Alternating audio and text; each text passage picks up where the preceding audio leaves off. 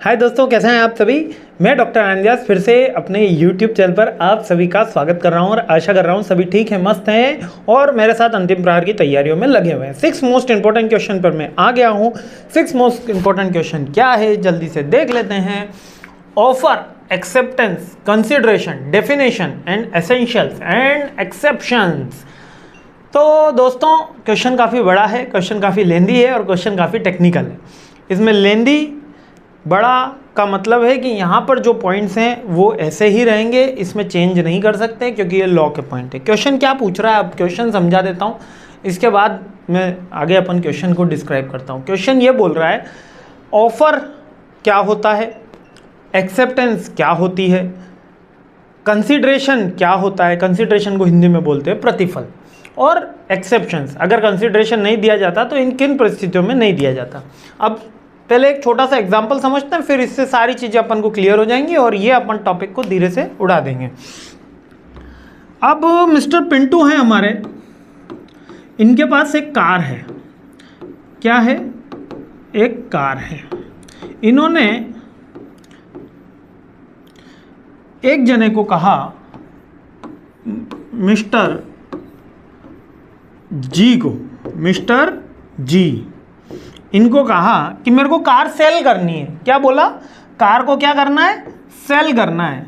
लोगे कार हमारी, लोगे? तो इन्होंने कहा हाँ लेंगे जरूर भैया, कितने में दे रहे हो? तो इन्होंने कहा हमारे पास तो भैया अभी जो मारुति है 800 का वर्जन है, मतलब इन्होंने कहा मारुति 800 है हमारे पास, पुराने वाले वर्जन की। तो बोले ठीक है, आप हमें 30,000 रुपये में दे दीजिए। इन्होंने बोला 30,000 रुपये। किसने? मिस्टर जी ने पिंटू को बोला। अब मिस्टर जी ने जब पिंटू को बोला 30,000 रुपये, तो मिस्टर पिंटू ने कहा नहीं नहीं नहीं, 50 से कम तो हम नहीं देंगे।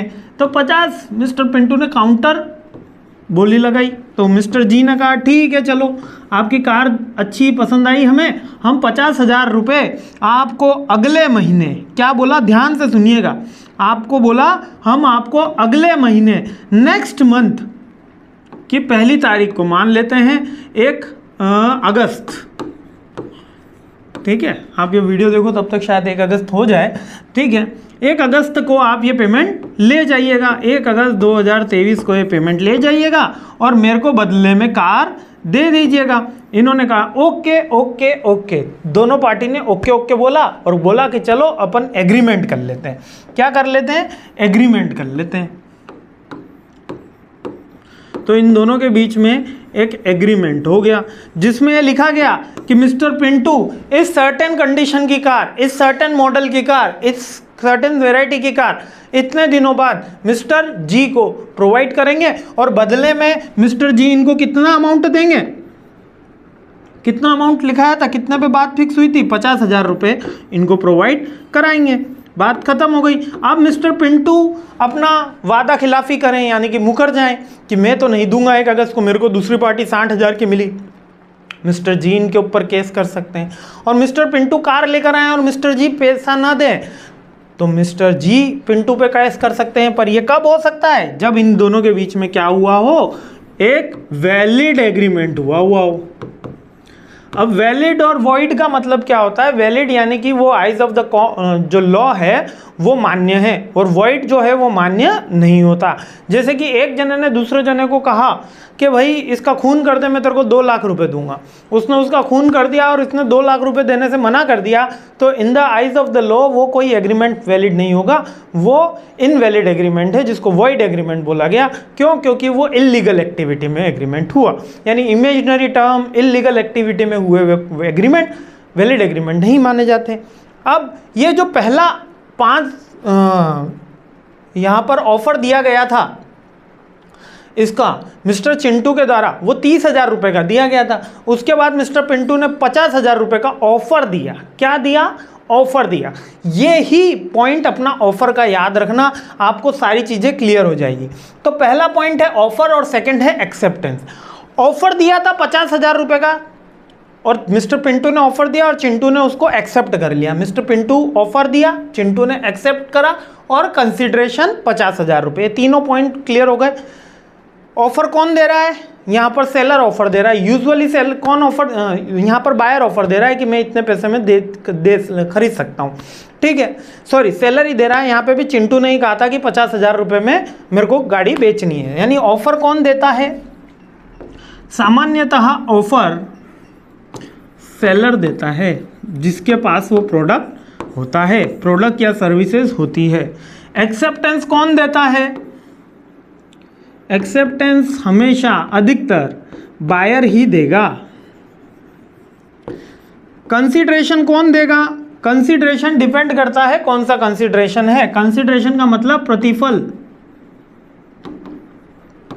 इसका ये किसकी लायबिलिटी है, ये भी सेलर भैया की लायबिलिटी है कंसीडरेशन को प्रोवाइड करना। समझ में आ गया। अब इसके एसेंशियल पूछे जाते हैं, मीन्स कि ये ऑफर वैलिड तभी होगा जब ये ऑफर होगा। ऑफर का जब हम लीगल रूप कर देते हैं, जब उसका स्टाम्प पे लिख देते हैं, दो गवाहों के साइन हो जाते हैं, तो वो एक एग्रीमेंट का टर्म ले लेता है। ये डिपेंड करता है कि कितने रुपए का स्टाम्प है, कितनी वैलिड अमाउंट है ना। अभी अपन को एग्रीमेंट पे नहीं जाना, केवल ऑफर, एक्सेप्टेंस और कंसीडरेशन यही अपने हैं, इसलिए इन्हीं के ऊपर बात करेंगे। तो ऑफर क्या है, an offer of a proposal made by the one party to another party, one party to another party in the intention to create legal binding agreement, legal binding agreement। यहाँ पर पिंटू ने चिंटू को ये ऑफर नहीं दिया था कि चलो कॉफ़ी पीने चलते हैं, चलो घूमने चलते हैं, चलो पिकनिक चलते हैं, चलो एग्ज़ाम देने चलते हैं। वो ऑफ़र आपका यहाँ ऑफ़र नहीं कहलाएगा, वो ऑफ़र डिफरेंट है। यहाँ पर ऑफ़र का मतलब कंपनी एक्ट में यह है कि लीगल ऑब्लिगेशन होना जरूरी है। इसके एसेंशियल क्या है, ऑफर क्लियर होना चाहिए, मुझे कार बेचनी है, डिफाइनेड टर्म, इसी कार को इसी मॉडल में बेचना है, यही कार बेचनी।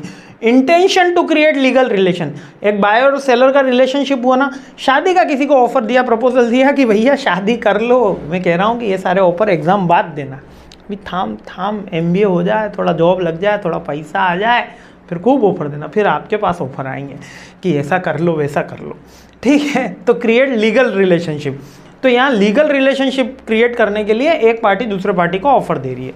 Next, communication of the offer, offer communicate होना चाहिए, ऑफर विदाउट कम्युनिकेशन नहीं हो सकता। ऑफर विदाउट कम्युनिकेशन कैसे, मतलब कि पिंटू उसके पास गया और बोला ही नहीं कुछ भी, और बोला कार रख दी और कहे कि अपना एग्रीमेंट हो गया था 50,000 रुपये का, तो ऐसा नहीं चलेगा। ऑफर मस्ट भी कम्युनिकेट।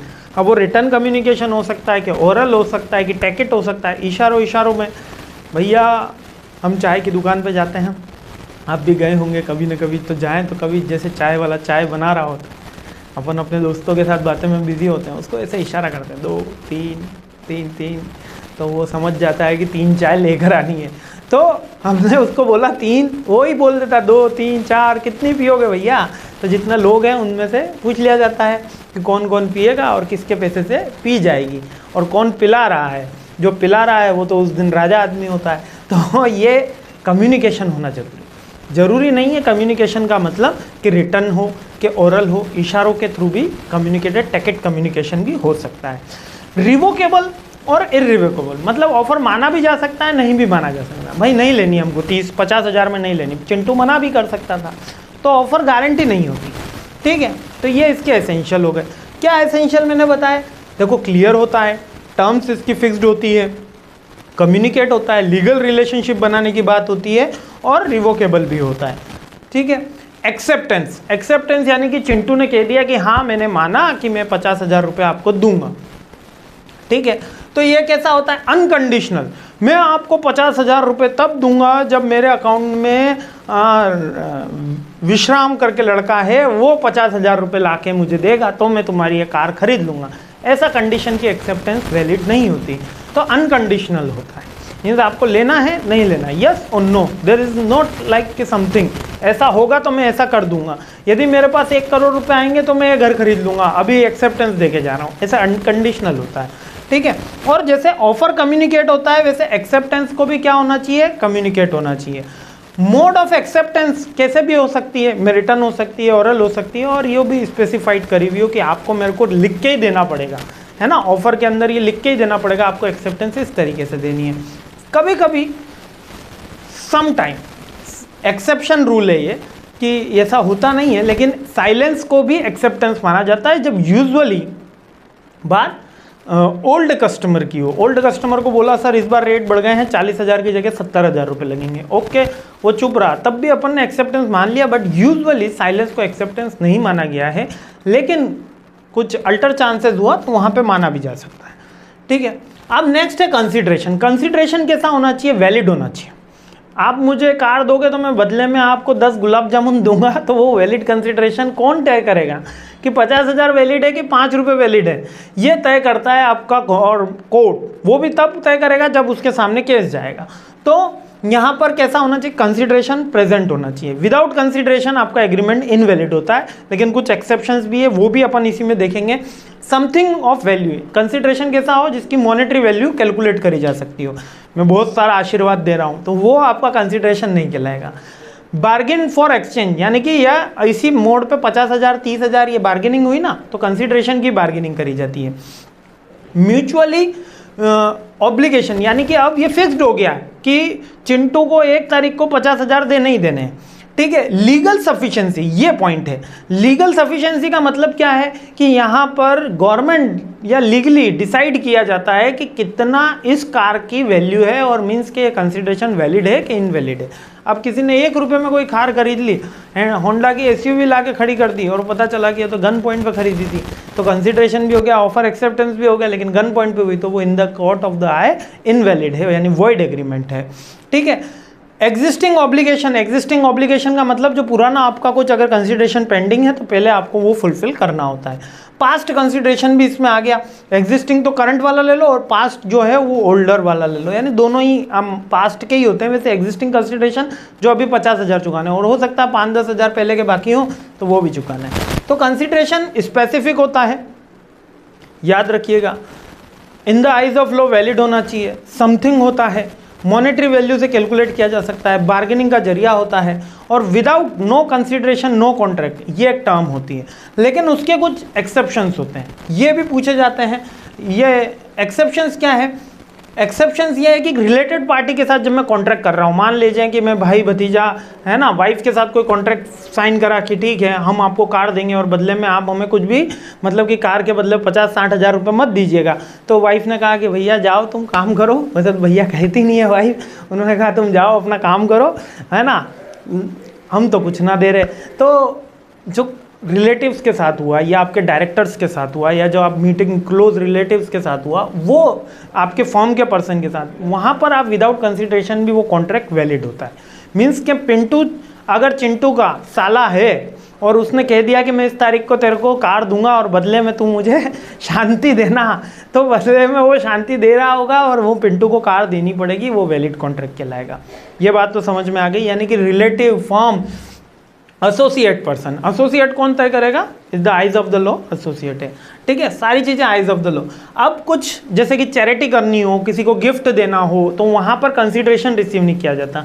हम गए, किसी को कहा कि कोई बहुत अच्छा खिलाड़ी हो, चलो 50,000 रुपये तुम्हें दिए जाते हैं, तब 50,000 आपने उसको दिए, 50,000 आपने उसको दिए, तो आप उसके बदले में कहोगे नहीं कि आप भी हमको कार दे दो या कुछ दे दो, तो ऐसा नहीं। जब हम चैरिटी कर रहे हैं, कुछ गिफ्ट दे रहे हैं, तो वहाँ पर कंसिडरेशन नहीं किया जाता, ठीक है। और कुछ गुड्स एंड सर्विसेज लाइक क्या आप कह सकते हो इनएडिक्वेट कंसिडरेशन दिया जाता है। ये कंपनी के बोर्ड ऑफ डायरेक्टर के साथ कुछ कॉन्ट्रैक्ट साइन कर दिए जाए, उसके अंदर भी नहीं होता।